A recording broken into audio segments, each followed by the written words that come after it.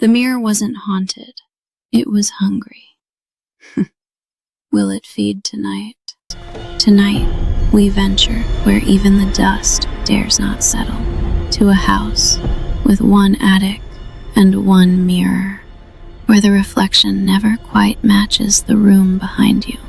Something's waiting near the end of this tale, and it's been practicing your name. The Morgan family moved into the old colonial house in late October. Perfect timing, they thought, just in time for Halloween. Derek Morgan was a high school history teacher in his early 40s. Tall, practical, kind of nerdy. He didn't believe in anything he couldn't Google. Claire, his wife, was a graphic designer who worked from home, creative, exhausted, and always juggling too much at once. She had that modern mom superpower, burnout hidden behind a half smile and dry shampoo. They had 2 kids. Lily was 9, clever, dramatic, obsessed with scary stories and anything that glowed in the dark.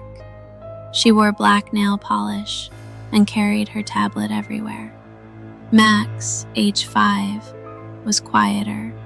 He wore a dinosaur hoodie nearly every day, slept with a nightlight the size of a spaceship, and loved talking to Siri. They were a close family. Laughed a lot, binged shows together on the couch, played Call of Duty on rainy weekends, and ordered too much takeout because no one ever wanted to cook. It wasn't perfect, but it was home. The attic, though, that was something else. It was sealed shut, nailed, locked, bolted, as if someone wanted it never opened again. Naturally, Derek opened it that same night. Inside, the attic was freezing. Alexa said it was 15 degrees colder than the rest of the house. There in the far corner, under a dusty old sheet, stood an antique mirror.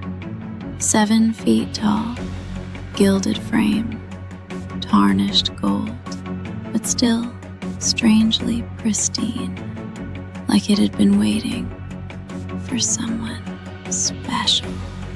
Derek tugged the sheet free.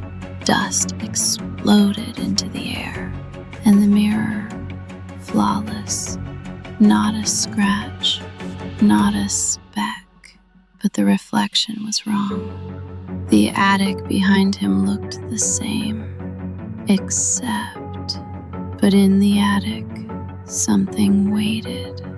At first, Derek thought it was nothing, just old glass, dust, shadows. Then he saw it. Scratches, crooked, uneven. Fingernails dragging from the inside of the mirror. He leaned closer, trying to read. Help me. He stumbled back, cold sweat beading on his forehead. A grown man afraid of words.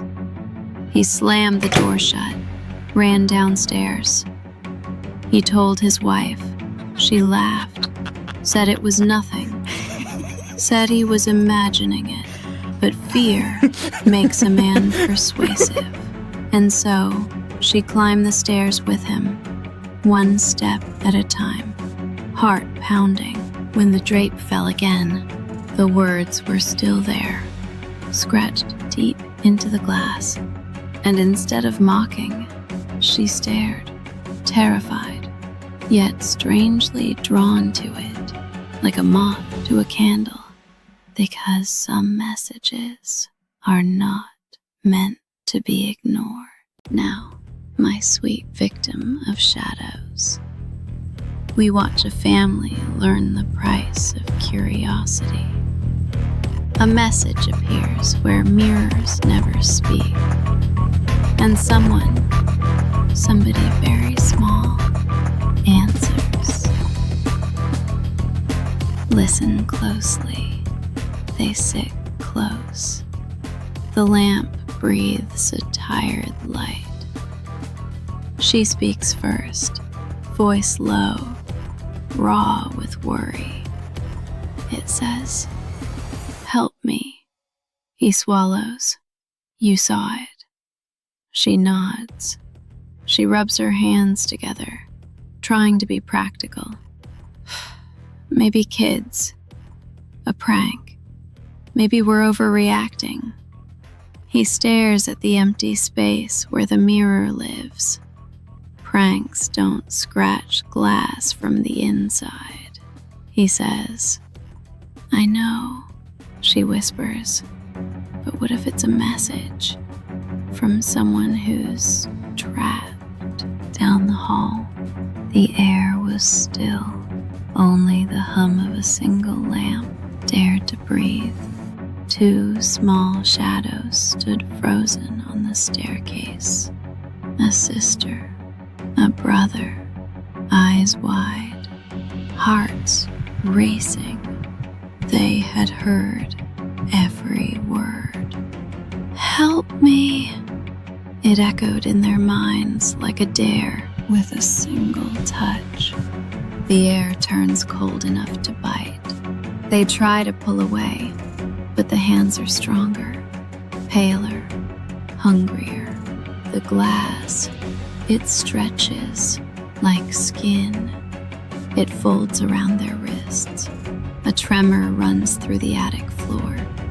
The lamp flickers, and the girl's breath just stops.